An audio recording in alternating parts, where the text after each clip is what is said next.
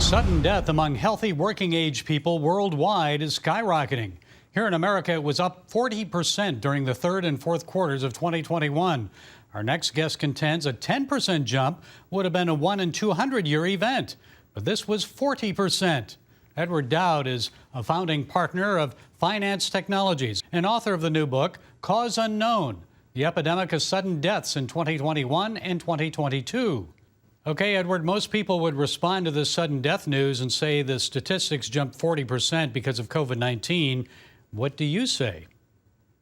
Yeah, so in 2020, it was mostly old folks who died of COVID with comorbidities. Then there was a sudden mix shift in 2021 and 22 and continues in 23. And my work and my partner's work points to something that happened with the employed of our country. It's been detrimental to your health to be employed in 21 and 22. And we examined the Society of Actuaries, which is an industry group for insurers that does surveys. In August of 22, they came out with a survey for their group life policyholders. And group life is a specific policy for those who onboard to Fortune 500 or mid-sized companies. You get this death benefit as kind of a freebie when you onboard, and you get 1 or 2 extra salary. Should you die, you get that. Your family gets that, or your beneficiary. You have to be employed at the time you get it. Well, this is a great business for insurance companies.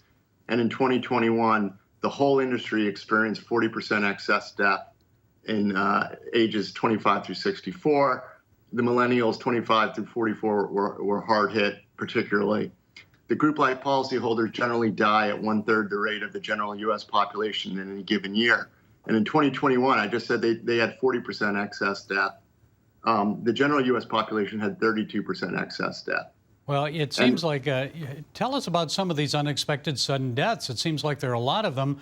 I mean, just from a Google search, you can find like a lot of 12, 14, 16, 18-year-olds that are just dropping dead suddenly. Tell us more. Right. Right. And in my book, I talk about sudden death, and we look at the sudden deaths of athletes, which, did it happen before 21? It did. There was a study in 2006 by the Lausanne Institute in Switzerland that showed over the course of 38 years, they found 1,101 sudden athletic deaths, which is about 29 a year globally. We'd be lucky to have a month with just 29 since 2021. In my book alone, there's hundreds and hundreds of examples. So something's changed. I obviously blame the vaccine because that's what's changed and mandates. And, the naysayers will tell me it's COVID, long COVID. Well, if that's the case, why did it not affect the young in 2020? And so we have a health problem, a national health crisis, and at the very least, it should be examined and discussed openly.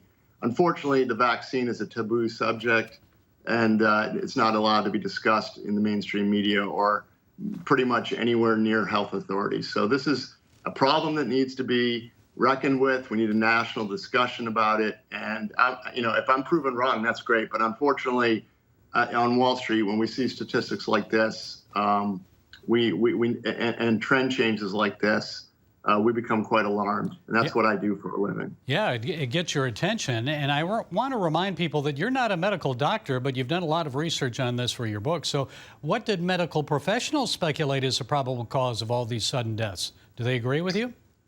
Well, it depends on where you fall down on the issue. Obviously, the frontline doctors who were vilified early on, who identified the vaccine issues, like Peter McCullough, Dr. Malone, and others, agree with me.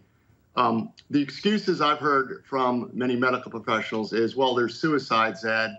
There's drug and fentanyl overdoses and missed cancer screening appointments. Well, let's take a look at what happened in the third quarter of 2021. The millennial group, according to the Society of Actuaries, that's ages 25 through 44, experienced into the third quarter a rise from about 30% excess mortality to 84%. Very sudden, rapid change. So I call that an event. I call that the mandate event in the fall of 2021. And to say that Fortune 500 and mid-sized company employees had a suicide pact doesn't make any sense to me. To get your claim, you have to keep your job. Fentanyl users and heroin users don't stay employed very long, and it's also suspicious they decided to overdose in the same quarter. And then the missed cancer screening appointments doesn't make any sense. I'm 56, never had one. It's something that young folks don't tend to do. So this is, and for all three to have occurred simultaneously is nearly impossible. So there is an event that occurred in 2021.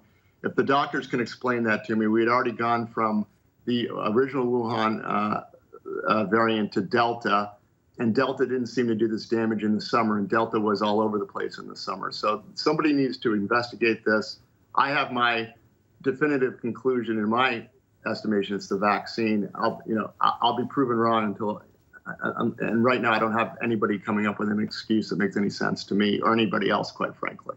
Okay, the book is Cause Unknown, The Epidemic of Sudden Deaths in 2021 and 2022. Edward Dodd, thank you for sharing those insights. We appreciate it.